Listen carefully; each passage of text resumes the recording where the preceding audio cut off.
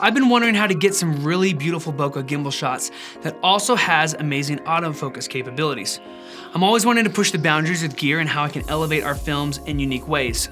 So I decided to rent the DJI 4D and took it to a 3-day filmmaking workshop in the Forest of Oregon called Venture Workshop. And not only did I have a lot of fun playing around with it, but I captured some footage that I never thought was possible as a solo gimbal operator. Just look at some of these shots.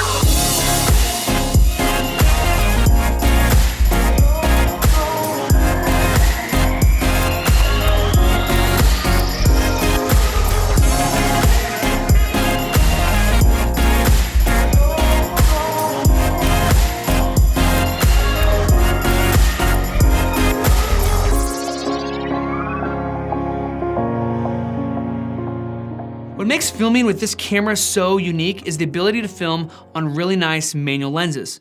I've always wanted to film on the Leica 35 f1.4 Summilux lens wide open, but it's nearly impossible to nail focus at such a shallow depth of field. Since it's a manual lens, I would need some way to control the lens, creating an autofocus system on a gimbal. This is where the DJI 4D comes into play. To me, it's like having a Canon C70 with a gimbal built in. It films in 6K full frame, up to 48 frames per second, and also has 9 stops of ND filters built in. Because of its unique sensor mount, it allows people to film on the native D mount as well as E mount and even M mount lenses. And that opens up the door for using those beautiful Leica lenses. And since those lenses are designed to be used wide open, it creates absolutely stunning footage unlike any other lenses out there.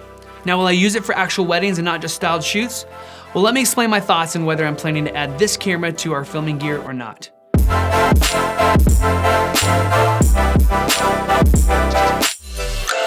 The thing that drew me to this pairing is the camera's LiDAR technology and the Leica 35 f1.4 Summilux lens. But this particular lens has a finger mount attached to the focus ring that cannot be removed, and filming on this camera forces you to use focus gears on manual lenses. So I had to get creative as I only had one day before my shoot to get this working. And here's what I decided to do. I added rubber bumpers all around the focus wheel that matched the height of the finger piece, and then attached the follow focus gear around it. If I own the lens, I'd try to get it rehoused for video or use just a 3D printer to create a custom follow focus gear to attach to the lens. Then it would be a much smoother process to use this particular lens. Once I got the follow focus gear figured out, I just needed to profile the lens with the LiDAR sensor and then start filming. Recently, I rented the same kit again, but with the Voigtlander 35 f1.2 lens for another styled shoot. The experience was better this time as I was getting more comfortable with using all the functions more efficiently. However, after filming on this lens, I now understand why the Leica glass is about 4 times the cost. The Voigtlander was vignetting wide open with some chromatic aberrations as well, and a purplish film over the image until I stopped down to about f2 or f2.8, which is where I recommend using this lens. Now for the Voigtlander lens, I picked up these really small versatile focus rings that work wonderfully for small lenses like these. Another unique design that is one of my favorite features is the handles and controls available at my fingertips. I could easily enable and disable autofocus as well as override the autofocus in real time to rack focus using the thumb focus wheel. I can also film in different positions like this low hip height as well as overhead. Then another obvious feature that makes walking clips so buttery smooth is the Z-axis 4D.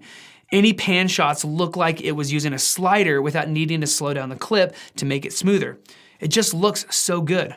Also, it works when pivoting the lens straight up and capturing details like trees, as that is so much simpler and smooth. Sometimes I have to slow down clips in post because the shot was not as smooth enough, but with the 4D, I could comfortably showcase clips in regular speed without having to rely on slow motion to smooth out the shake. Here's a clip where we had our friends Lindsay from LaRev over-exaggerate the walking movement while also filming our other friend John Bunn from How to Film Weddings as he was running awkwardly but as a joke towards the camera and then also running away from it. When we watched the footage back, which was intended as a joke, we were very surprised at how smooth the shot was and how locked on the autofocus was. Pretty impressive for sure. Not only can I keep my subject in focus with LiDAR, but I can enable the tracking option, and then it keeps the subject locked in the middle no matter which way I move the camera. This feature would be great during ceremony aisle shots where you select the couple and then easily track back with the photographer and not lose focus while keeping your subject in the middle no matter what. Symmetry shots become so much easier, and it doesn't just move the subject directly in the middle once you enable tracking.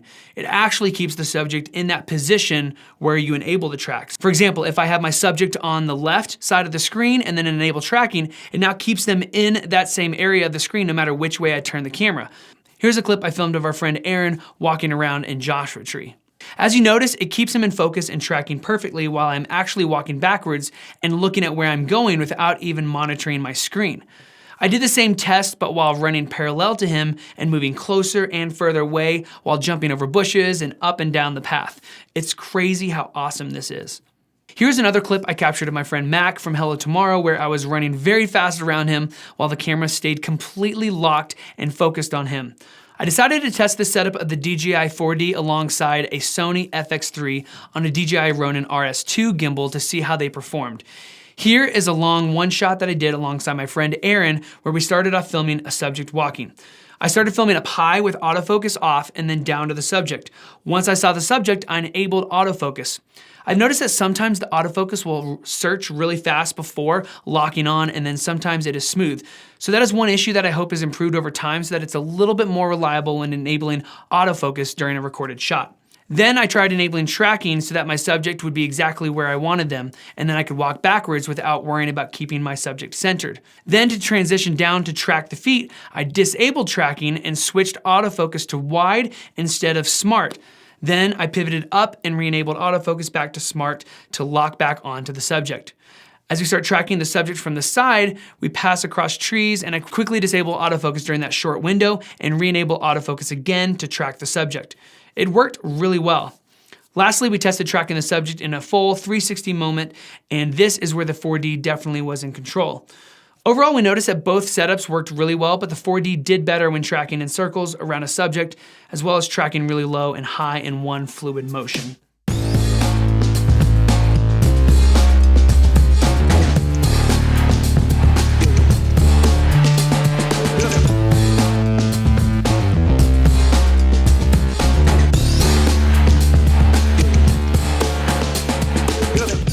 When it comes to filming in log profiles, most people use the standard conversion LUT from the manufacturer to bring the log footage into a workable color space like our standard Rec. 709. However, I do not use the conversion LUTs from the manufacturers as they are not accurate most of the time and do not take advantage of the full potential of that profile. DJI provides their own LUT from D-Log to Rec. 709, and it's honestly not that good. The white levels get clipped and the skin tones are not very accurate. D-Log also happens to be the same color space and gamma as the DJI Mavic 3 drones. And because of that, I've been working on developing my own LUT to better correct for the colors and skin tones. So I profiled this camera and created a conversion LUT that is dialed in for a gray card at 42 IRE, which is very close to the recommended level of 41 IRE that DJI recommends. So you can check out my conversion LUT from Gamut in the description of this video, and here are some before and after examples.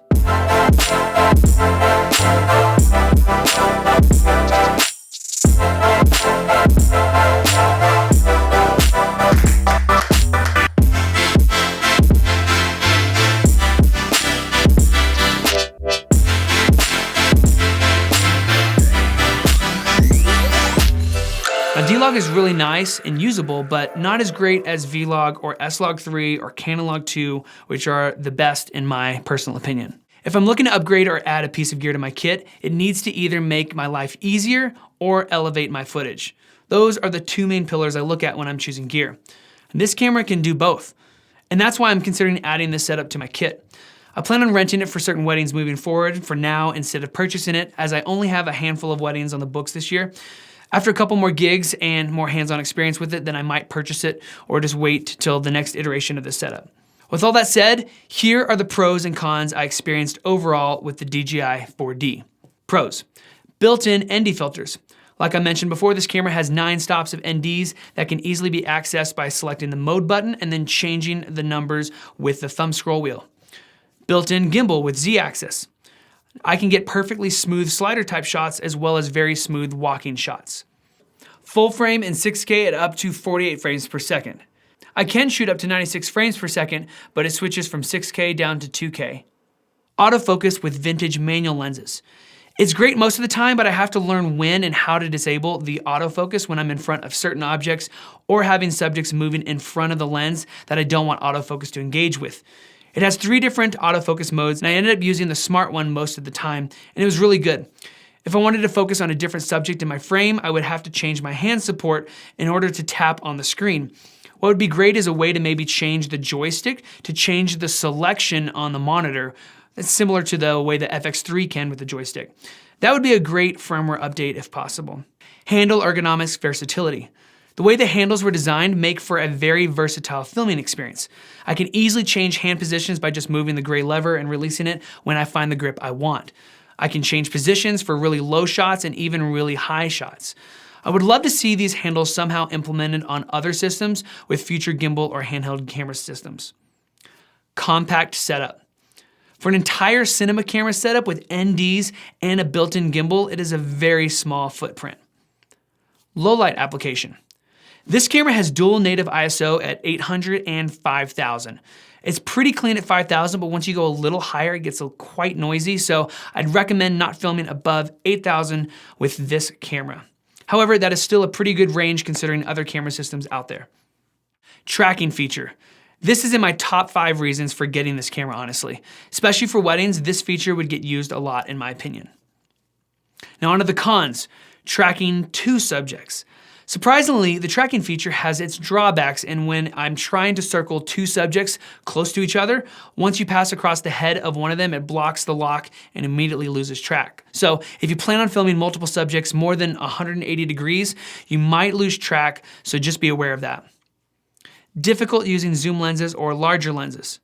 I can't rely on zoom lenses because the LiDAR system is calibrated for a certain focal range. I'm used to filming on a gimbal with a 24-70 in order to get a wide variety of clips at one time. If I use this system, I would need a second filmmaker with a tighter lens to be able to get those more intimate shots so that we can maintain a more dynamic sequence to our films. Plus, larger lenses are extremely difficult to get balanced and even fit with the setup. It would just make the rig even heavier, which also leads me to a heavy setup. This honestly doesn't deter me if I'm using native M-mount lenses, as they are pretty light in comparison to other lenses. You just have to learn how to hold the gimbal and position the handles so that your wrists don't get too tired too quickly. However, most people that tried it for the first time mentioned that it was heavier than they were used to when filming weddings. It's about the same exact weight as my current gimbal setup with the Ronin RS2, with a tilter ring and a small HD monitor, so this doesn't really deter me too much. Can't turn the screen once both hands are on the gimbal. When I make any maneuvers from high to low, I can't adjust the screen as my hands are gripping the camera. I would have to use the top handle and then adjust the monitor with my left hand.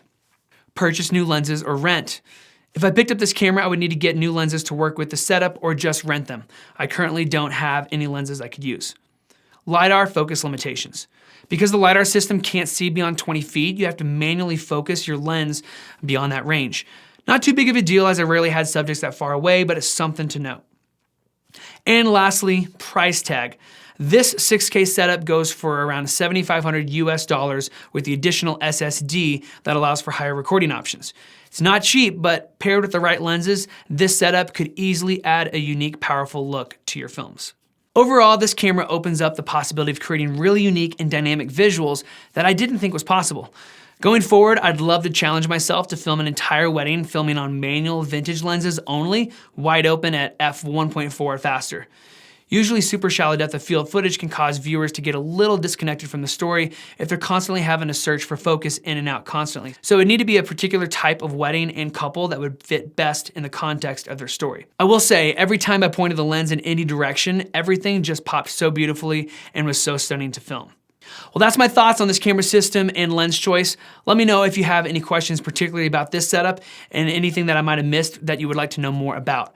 And if you're wanting to give this camera a try, I definitely recommend renting it a couple times before purchasing, and rent it an extra day or even 2 before you need to film with it so that you can get everything dialed in before the shoot. Thanks again for watching, and please hit that subscribe and like button if you found this video helpful. I really appreciate it. And I'll see y'all in the next video.